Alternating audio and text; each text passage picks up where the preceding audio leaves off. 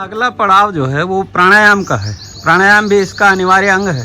जी, वह तो मेरे हिसाब से प्राणायाम सबसे महत्वपूर्ण कड़ी है और सबसे बड़ा हिस्सा है इसका। प्राणायाम का मतलब हुआ प्राणों को आयाम देना। प्राण है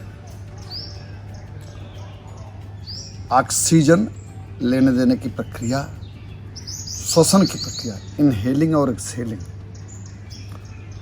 तो यह हम सबको मालूम है ज्ञान के तरीके से भी, वैज्ञानिक तरीके से भी,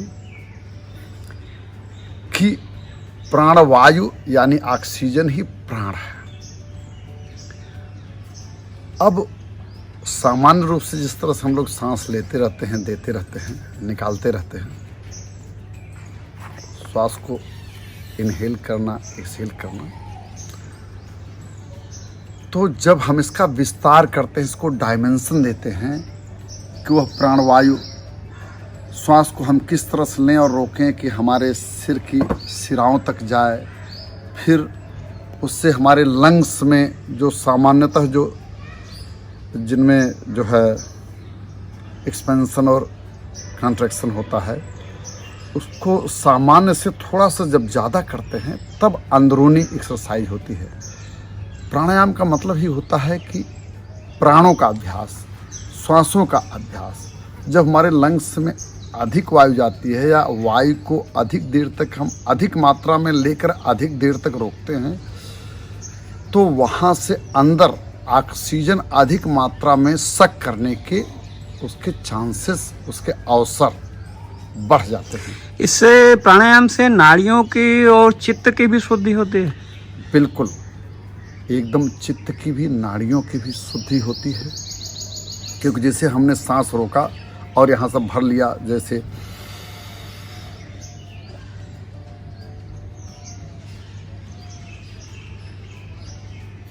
तो ऐसा थोड़ी देर तक जब हम करते हैं, रीजनेबल टाइम तक, तो हमारे हर नर्व्स तक और सब चीज़ों तक वो करता है, ये वायु पहुंचता है। वो ऑक्सीजन, चूँकि वो ऑक्सीजन को ही सक करता है, इससे न सब जगह को ऑक्सीजन मिलता है, बल्कि सभी के नाड़ियों को, शिराओं को ऑक्सीजन को ग्रहण करने की उनकी क्षमता भी बढ़ती है। इससे पहले आप जितनी सांस ले रहे हैं उसमें से जितनी ऑक्सीजन लेने की क्षमता उनकी थी, उससे ज़्यादा ऑक्सीजन का लाभ उठाने का उनको अवसर मिलता है। एकदम रेडीमेड अवसर देते हैं आप उनको कि ऑक्सीजन उनके दरवाजे पर, आपका ऑक्सीजन आपके द्वार, ऐसा आप समझ सकते हैं सामान्य भाषा में। तो वे उनको ज़्यादा ग्रहण करते हैं।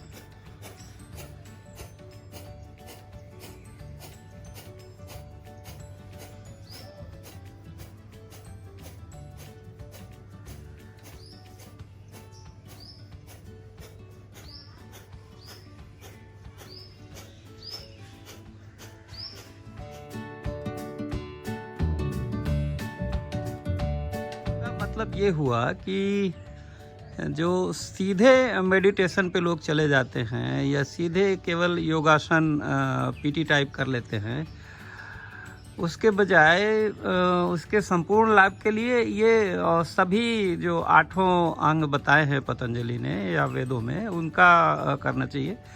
थोड़ा सा संक्षेप में मेडिटेशन वाला बता दीजिए कि उसकी साधना कैसे हो। आप जब इस प्रक्रिया से हम चलते हैं, ध्यान मतलब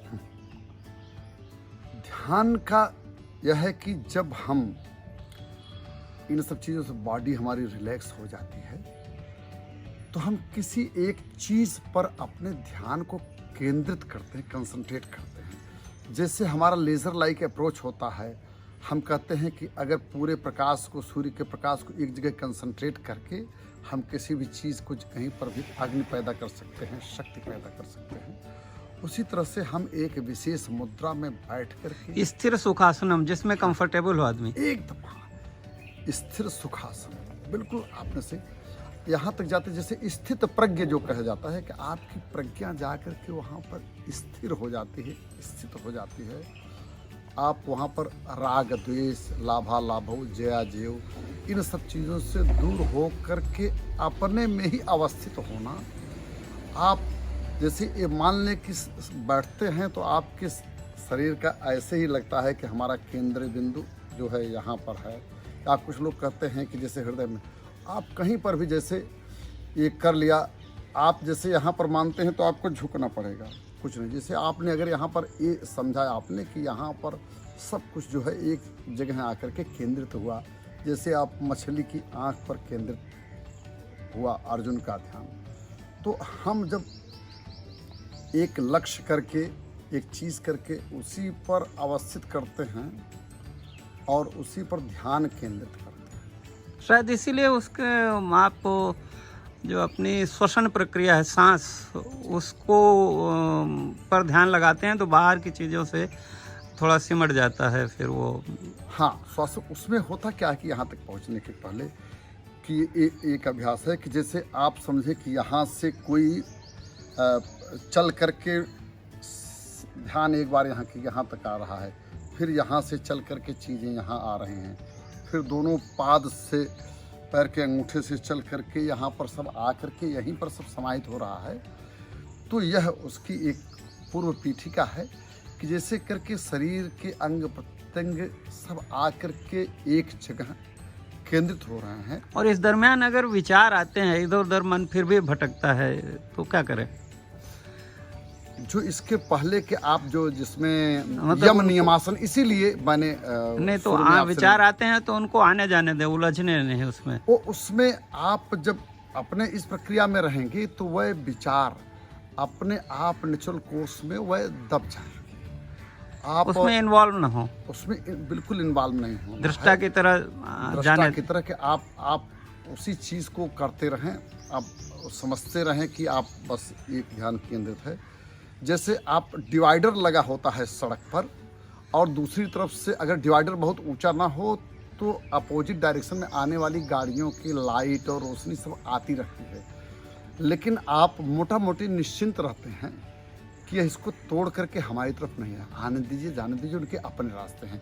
यह चीज़ जब अभ्यास में आ जाती है तो वह विचार भी आते हैं और वैसे गुजर जाते हैं। आपको अपने में रमना जब ध्यान में आते हैं तो वह अपोजिट। कुछ लोग सहारा लेते हैं कि किसी ईश्वर की मूर्ति पे ध्यान लगाते हैं, कुछ लोग मंदिर के दिए की लौ पे ध्यान लगाते हैं। तो अगर नहीं जमता तो फिर किसी का सहारा भी लेना पड़ता है। अगर हाँ, निराकार में नहीं जमता, शून्य नहीं होता, मस्तिष्क शून्य तो हो भी नहीं सकता, तो फिर इन चीज़ों का सहारा लेने में कोई हर्ज नहीं। कोई सहारा लेने में वह भी आपको मदद कर सकता है। उसमें सिर्फ ये होनी चाहिए कि जैसे आप जो आपकी जो कंफर्टेबल मुद्रा है उसके सीध में ही हो, मूर्ति का जो है चेहरा या जो कोई लिंग या ज्योतिर्लिंग हो, तो उस पर जिसको आप कंसंट्रेट करना हो वो आपके जो कंफर्टेबल। तो आंख बंद करके आप कल्पना भी कर सकते हैं उनकी।